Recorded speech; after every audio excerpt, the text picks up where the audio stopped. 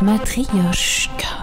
Rendez-vous compte, il y a 10 ans déjà, Dominique Bourg avait fait paraître ce livre aux éditions Odile Jacob pour une 6e République écologique, dans laquelle il disait déjà « Nos démocraties n'avancent qu'à petits pas face à l'ampleur de la crise écologique qui impose une nouvelle ambition pour l'humanité ». Et donc aujourd'hui, au-delà de l'enjeu démocratique, pour Dominique Bourg, comme on l'évoquait tout à l'heure, il y a une affaire de civilisation qui se joue. Adieu la civilisation mécanique, on s'ouvre à la civilisation du vivant, d'accord, mais civilisation, dans le fond, qu'est-ce que ça veut dire vraiment? À un moment donné, que vous le vouliez ou non, il y a une façon dominante de saisir la réalité, qui s'impose à tous. Ça ne veut pas dire que vous n'arriverez pas à penser autrement, mais quand vous pensez autrement, c'est un peu comme si vous étiez un remous latéral, il va rester dans son coin, et le grand flux du fleuve, lui, va partir ailleurs. Alors des remous latéraux, vous en avez plein, il y a toujours plein de gens qui vont inventer plein de trucs dont tout le monde se fout. C'est pas grave, le courant essentiel, on sait où il va. Et donc c'est ça une civilisation, ça vous amène à se penser soi, à penser le rapport aux autres, à penser le rapport au monde de façon complètement différente. Hein, si je prends la civilisation qui est encore la nôtre, mais qui, à mon avis, qui est déjà en train de s'effriter, de basculer, c'est la civilisation mécanique. Civilisation mécanique, elle apparaît... Alors, la civilisation mécanique, elle apparaît à la fin du XVIe. Et puis, effectivement, elle va changer jusqu'à la relation qu'on a aux animaux. Il y a encore 10 ou 15 ans, quand on formait des vétérinaires à Maison-Alfort en France, on leur disait, ben voilà, vous avez une césarienne à pratiquer sur une vache, vous emmerdez pas d'anesthésie, c'est une machine. Si elle meurt, vous en foutez, c'est comme si vous tapez sur une cloche, ça résonne. Sympa, et ouais, j'aimerais pas être à la place de la vache, hein. Vous ne réincarnez pas en vache, c'est très dangereux. Hein. En tout cas, choisissez bien votre époque. Donc là, vous voyez, c'est des choses très très concrètes, ça touche tout le monde. C'est ça une civilisation. Ça va du savoir le plus abstrait à la sensibilité que j'ai vis-à-vis de n'importe quelle feuille. Et c'est ça qu'on appelle une civilisation. Et on voit bien que la nôtre, elle est en train de changer.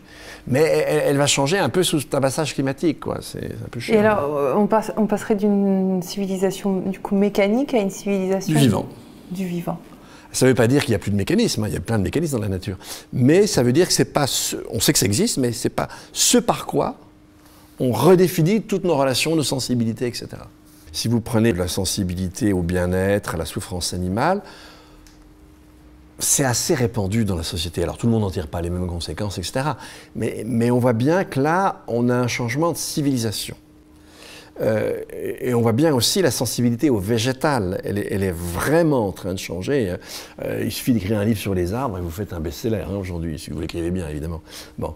Donc, non, on voit bien que les sensibilités sont en train de changer. Et assez vite d'ailleurs, parce que ça fait quelques années. Ah donc, oui, ça va très vite. Est-ce que ce n'est pas un signal aussi assez positif? Si, il y a plein de signaux positifs. Je suis assez persuadé du fait qu'on a déjà beaucoup d'éléments dans la société d'aujourd'hui qui nous indiquent une civilisation différente. On vient de parler de la sensibilité aux végétaux, on vient de parler de la sensibilité aux animaux. On pourrait parler en termes de spiritualité. Hein, qu'est-ce que je veux dire par spiritualité? Il n'y a pas de société au sein de laquelle on ne propose pas aux individus un mode de réalisation de leur propre humanité. Et donc, et la nôtre, elle a ça. On a une spiritualité en creux. C'est-à-dire, on a essayé de nous convaincre qu'on pouvait développer son humanité par le statut et en multipliant la possession d'objets. Plus on possède des objets, plus on réalise son humanité. Non, ça, en revanche, ça ne marche plus. Si on n'a pas l'accès à certains objets, il y a frustration, mais il n'y a plus ce sentiment de remplissement et de réalisation de soi avec l'accumulation. On voit que commence aujourd'hui, il y a vraiment pas mal d'éléments sur les droits à la nature. En France, vous avez un mouvement pour le Parlement du Rhône, un mouvement pour le Parlement de la Loire.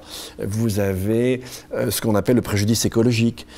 C'est un préjudice qui ne touche ni un bien approprié, ni des personnes qui s'approprient un bien. Donc c'est un préjudice à la nature, etc., etc., etc.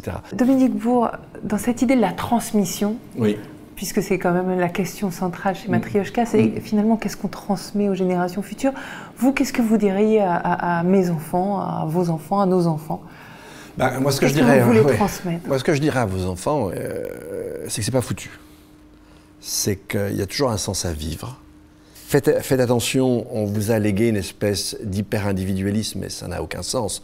Le climat, c'est un bien commun. La vie, c'est un bien commun. Une structure énergétique qui colle, c'est un bien commun. Donc faites attention, vos jouissances individuelles sont totalement dépendantes de bien commun. Et puis, alors, évidemment, on va léguer quand même une planète plus difficile à vivre, excusez-moi, la plus intéressante. C'était joli. On va, ce qui est vrai aussi, ouais. on va léguer une planète avec une vie moins riche, mais on va aussi léguer une planète avec une expérience assez extraordinaire, parce que même les problèmes qui nous arrivent aujourd'hui, eh bien, ils vont nous permettre de relire les acquis de notre passé. Ils vont permettre de redonner du sens à ce qu'on continue, si vous voulez, à charrer avec nous.